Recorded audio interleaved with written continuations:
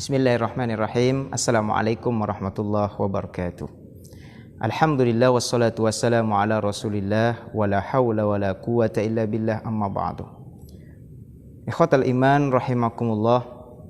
Mudah-mudahan Allah memuliakan kita semuanya sebagai pecinta baginda Nabi Muhammad sallallahu alaihi wasallam, perindu ampunan Allah jalla jalaluhu.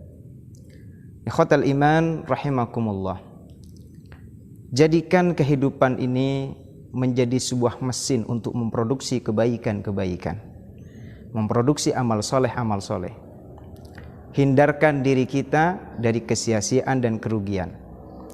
Allah Subhanahu wa ta'ala dalam surat Al-Asr menegaskan kepada kita semuanya, A'udzu billahi minasyaitonir rajim. Wal asri, kata Allah, demi masa. Ikhwatal iman, sebelum kita bahas kenapa Allah kemudian bersumpah demi masa, demi waktu, ingat bahwa waktu itu adalah, kehidupan ini adalah kumpulan waktu-waktu, sehingga ketika berkurang waktu kita, berkurang pula umur kita. Maka kata Allah, wal asri, demi masa, innal insana lafi khusrin. Ingat wahai manusia, siapapun kita yang mengaku manusia, ya, sesungguhnya kalian itu dalam kerugian. Sesungguhnya kalian berada dalam kesia-siaan. Illal ladzina amanu. Pertama, orang yang tidak akan merugi dan tidak sia-sia dalam kehidupannya kecuali orang-orang yang beriman, kata Allah jalla jalaluhu. Orang yang beriman tidak akan merugi hidupnya. Tetapi orang yang tidak beriman kepada Allah Subhanahu wa ta'ala, maka setiap rangkaian hidupnya, setiap detik yang dia lalui, setiap menit yang dia lalui, dari sekian detik, menit, jam, hari, bulan, tahun, maka semuanya sia-sia di hadapan Allah.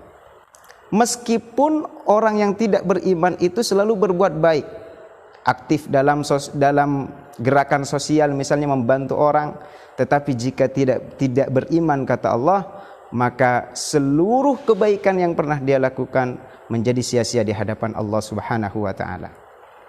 Yang kedua, wa amilus shalihat. Ingat, iman, kata iman dalam Al-Quran selalu digandingkan oleh Allah dengan amal soleh. Artinya apa? Seakan-akan Allah memberikan pesan penting kepada kita. Wahai Anda yang mengaku beriman, ingat bahwa iman itu punya konsekuensi besar. Apa konsekuensi daripada keimanan kita? Yaitu amal soleh.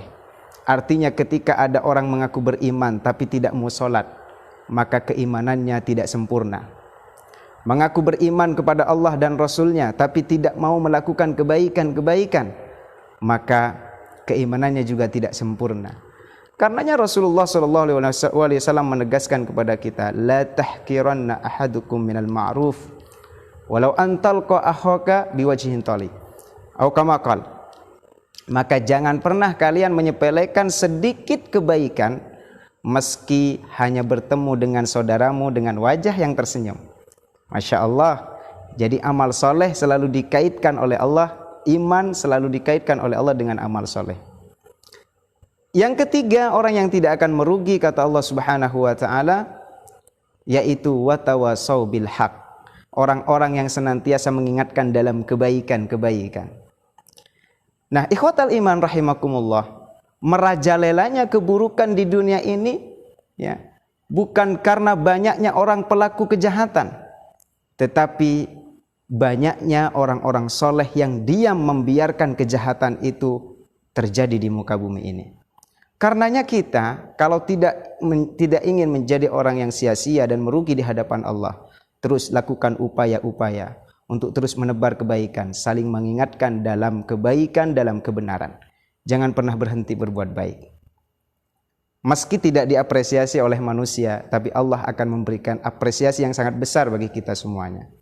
Yang ketiga, yang keempat, terakhir, orang yang tidak akan merugi menurut Allah Subhanahu wa ta'ala dalam kehidupannya, yaitu watawasau bis sabr, orang yang saling menguatkan dalam kesabaran.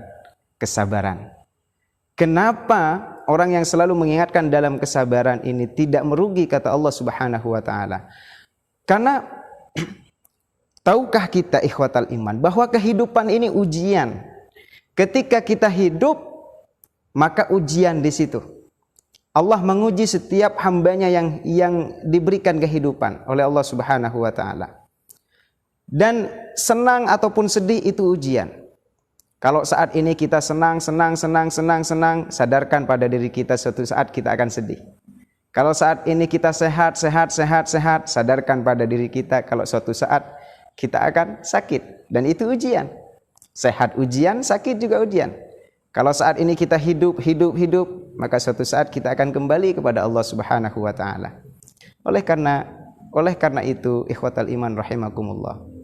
Ayo hindarkan diri kita dari kesia-siaan. Jadikan kita orang yang sangat berharga di hadapan Allah. Dengan yang pertama, selalu meningkatkan kualitas iman kita kepada Allah Subhanahu wa taala. Yang kedua, selalu beramal soleh, memproduksi kebaikan-kebaikan. Yang ketiga, saling mengingatkan dalam kebaikan, dalam kebenaran. Yang keempat, selalu saling menguatkan dalam kesabaran di dalam menghadapi gelombang kehidupan ini. Hadanallahu wa iyyakum ajma'in. Assalamualaikum warahmatullahi wabarakatuh.